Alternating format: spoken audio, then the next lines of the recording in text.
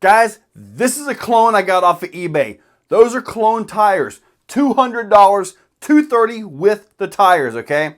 So yeah, this is a clone. If you want to know what it's a clone of, keep watching. Let's get to the table. Here are the tires. Rock's Tires Super Swamper. They are a clone of the Hyrax. We've seen these before. But this, can you guys tell what this is a clone of? Yep, you're pretty much correct. Selectable diff locks front and back and a 2-speed. We have portals, which look oddly familiar. Yes, we have quite a bit more. Let's dig into this thing.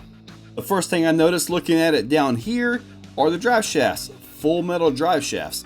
Now these have a spiral lock on them. I've had some good luck out of that. Most of the times when you hit them on a rock, sometimes they will kind of unravel. But you guys can see the design, right? It's pretty obvious, right? Now this does not come with a radio, however it does have all 3 servos. This is your 2-speed servo right here. There is no servo saver on that, so make sure you set your endpoints. The shocks appear to be a little bit larger bore. They may have some oil in them. Not sure exactly how much. 35 turn motor. Yeah, I mean, it's kind of pretty obvious. Let's do some digging. However, let's look at this real quick. Diff lock servos right here. The chassis layout is similar, but it does look a little bit different. I know the battery tray on this one over here is pretty much your stock deal. There you can see it's a little bit lower, maybe. The clone looks like the front bumper is actually set up for a winch. I mean, like, it's even got a hole through it. That's actually kind of nice. In case you're interested, these sliders will transfer over. Here are the portal gears. Now, the portal gear ratios are exactly the same. The original over here is to the left, and the clone over here is to the right. And just in case you guys are wondering, yeah, the clone has a 6mm output shaft out of the portals, the same as the original. The axle shafts appear to be the exact same, and all these parts will interchange from the original to the clone. Here we have the selectable diff. This is the original. Over here is the clone. They are pretty much identical. I've got to say, I'm pretty sure the clone has a weaker gear material. It's definitely a difference in appearance on the gear material, but the overall design is the same. And yes, the diff covers will interchange, as you can see right here. At least the wheel hexes are a little bit different. This one has a little bit more width on it than the original. Now, the original has the same issue that I got with them about, and they've never done anything. The axle pin is too short. It does not come all the way out. The clone actually has the full length axle pin.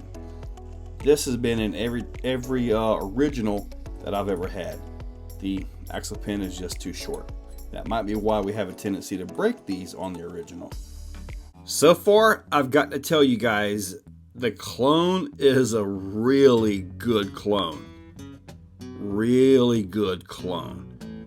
Now, obviously, there are some differences, and I'll get into that a little bit more. The original, they protect their plastic. So these plastic pieces, all this stuff right over here, are very well protected. And I would have to assume that the plastics on the original are better than the plastics on the clone.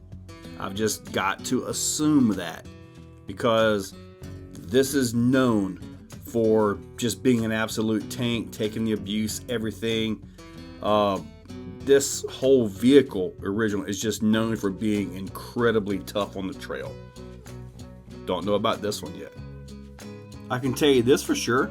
The rod ends are different between the two, and if I was a betting guy, I would say these are stronger. The original right here has a CVD, and it's rare to break that thing. I mean, really, they're strong. The clone also has a CVD. I guess the jury's out on this one. This is going to come down to, are their materials as good as the original? Let's take the motors out. Now, I do have the Polar 400 in here for some reason. I have no idea what I was planning, but it's in here. Take these 3 screws out right here, and it's very similar over here, except this one does have an access point right here that you can actually get to the pinion gear, as where the original does not. The motors are out. Very different motor mounts between the two. This clone uses a coarse thread screw. The original uses a normal 3mm screw. I also want to point out the obvious that you guys have already seen, and you're probably screaming into the screen you're looking at. Yes, we have sealed bearings on the original, and these are metal shielded bearings. Yep, I have noticed all of that. The original, right here, we all know that design, and here is the clone. It does not come out, it kind of stays all together, so actually there's less chance of this shifting or drifting. So it has all the holes in it for presets, all that. The covers, this is the original, and this is the clone. This right here actually does come off, so we can actually see the pinion gear in mesh while it's fully bolted down. For the most part, you still have that other one. And now we have the transmissions between the clone and the original. They look pretty darn similar. I mean, really similar. The original transmission on the left, you can see it right there. The clone on the right. The original, the shift servo mounts on the transmission. As you can see, on the clone, it mounts onto the chassis. Fronts of the transmission, well, they look identical. The backs of the transmission right here, they look pretty darn identical. See these? Well, guess what? You can mount the actual servo mount onto the transmission on the clone. Yep. In the transfer case area, yeah, the gears are interchangeable. They sure are. The clutch on the original has spring washers. The clone does not.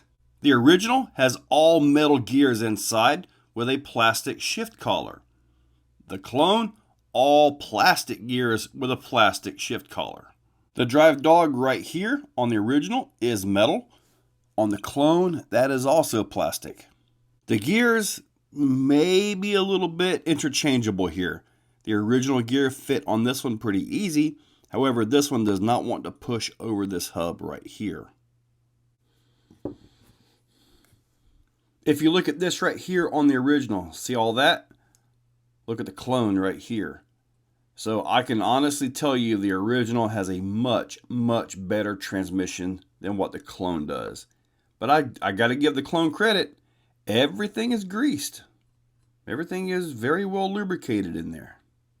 The shift fork on both of them is plastic. A quick overview on the transmissions. They are fully interchangeable.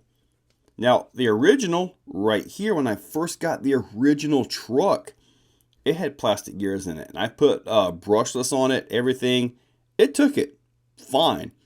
But the newer versions, and pretty much everything after that from years ago, is all metal. This one's all plastic.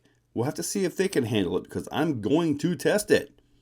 So, yeah. But overall durability, I got to give this to the original by a long shot just because of the internals.